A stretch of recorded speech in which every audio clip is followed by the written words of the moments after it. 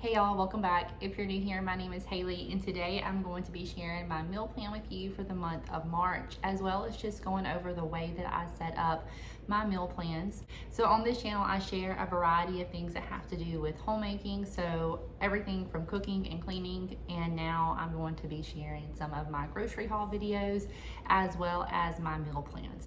Also, I just want to apologize if I look tired. I did just wake up. It's still quite early and I'm trying to get this video done before my kids wake up and while the house is still quiet. So I do meal plan on a monthly basis. So I plan out our dinners for the entire family, and then I meal plan for lunches for myself and my husband, and then my two oldest boys who are homeschooled. The way that I meal plan is I do a rotation. So for the month of March, I will have two different weeks planned out. So I'll have a week 1 and a week 2. And then each one of those weeks has 5 dinners listed in it. Let me double check myself and make sure I didn't just do 4 this month. Okay, so it's actually 4 dinners, and then 1 day is dedicated to leftovers. And then for the lunches, I do the same thing for myself and my husband. So I meal prep our lunches. So I have a week 1 and a week 2. And within each one of those weeks, I'll have 2 different lunch options for myself and him that I will meal prep, and that gives us a little bit of variety for our lunches throughout the week. And then my children actually just follow the same kind of pattern, and I'll show you guys exactly what this looks like here in just a minute, so you can see kind of how it lays out and how many meals I'm choosing, what types of meals I'm choosing, and things like that. But the reason that I only do the 4 days is because we always end up having leftovers, which I take care of on Mondays usually whenever I do like my weekly reset. And then on the weekends, I just like to have a little more flexibility in our meal plan. I don't write something down. I just make sure that we have meat and vegetables and things like that available in the freezer so that we can throw together some type of meal if we want to. And of course, if there's a few things that we need, like we're wanting to make something special that maybe we don't have the ingredients for, we can run to the store and grab it. So the reason that I meal plan this way instead of just picking random meals for every night of the week is because number one, I hate coming up with a ton of different meals to make. Sometimes, you just get tired of thinking about what to eat. Doing it this way allows me to sit down one time and I make out my list of meals, and then I don't have to really think about it that much during the month. I already know what I'm going to be making. But the reason that I do the rotation of a week 1, week 2 is because it allows me to kind of bulk order some of the ingredients that I'll need. So for example, I'm planning on making a white chicken chili next month a couple of times. So that allows me to go ahead and stock up on some of the ingredients that I might need. In my white chicken chili recipe, I use cream cheese. And if you watch my grocery haul video that I just posted a few days ago, I actually went ahead and ordered a 4-count box of cream cheese from Sam's Club because it ends up costing less per box of cream cheese to order it in bulk like that. Do I need all 4 boxes right now? No, but I do know that I'll need at least 1 or 2 of those boxes, and then the remainder of them can go in the freezer if needed until I need them next time. Maybe I'll roll them over into the month of April and use them in my meal plan there, or they can go in the fridge if I decide to maybe make something up around here before they're going to expire anyways. My oldest 2 kids are homeschooled, which means I am responsible for all 3 meals every day. So what I have found to be easiest for them is to plan for a specific item for each day of the week. So for example, Mondays I do my kitchen reset, and that's just a busy day that we don't do homeschool.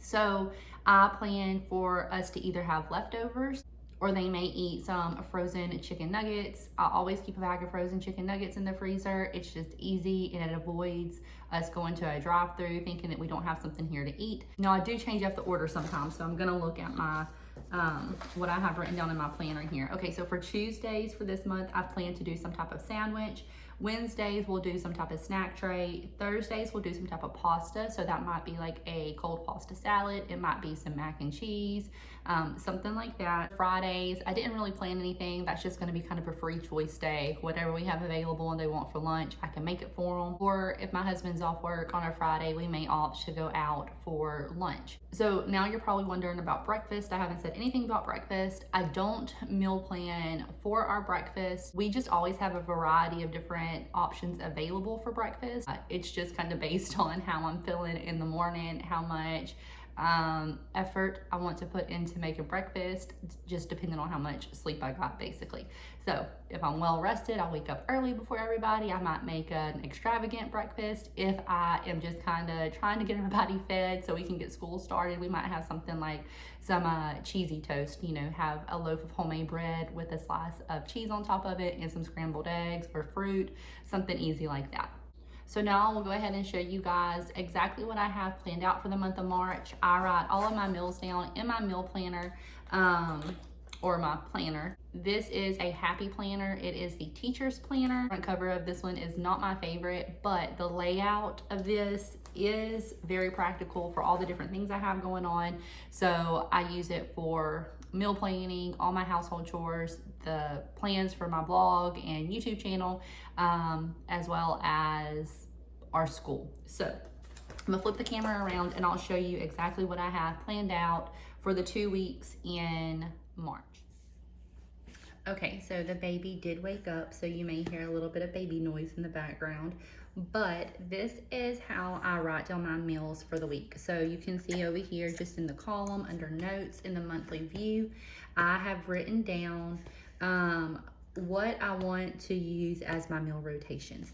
So I have week 1, week 2, and Mondays are left blank because I will just eat leftovers. On Tuesdays, we do a Taco Tuesday. That doesn't mean that we only eat tacos on Tuesday, but we might do something, you know, kind of taco related. So I have pork tacos for week 1's rotation, and then week 2, we'll do a taco soup.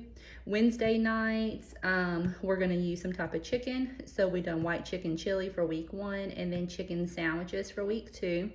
Thursday night is just going to be like a meat and vegetable type of night. So we've got meatloaf, and I'll do mashed potatoes with that. And then week 2, we have pork chops and some type of roasted vegetables. And then Friday nights, I like to do pasta or pizza. So we'll just be rotating between those two ideas. Another thing to mention, whenever I'm picking out meals for our weekly rotations, one of the criteria that I have in there is to first look at what we have planned for those specific nights of the week. So we have a couple of nights every week that we are not here during dinner time. We actually have to leave the house a little early, and then we don't get home till quite late. So those days I have selected meals that I can either prepare early in the day and they taste fine, reheated, you know, right before we have to leave that evening, or they are just easy to make.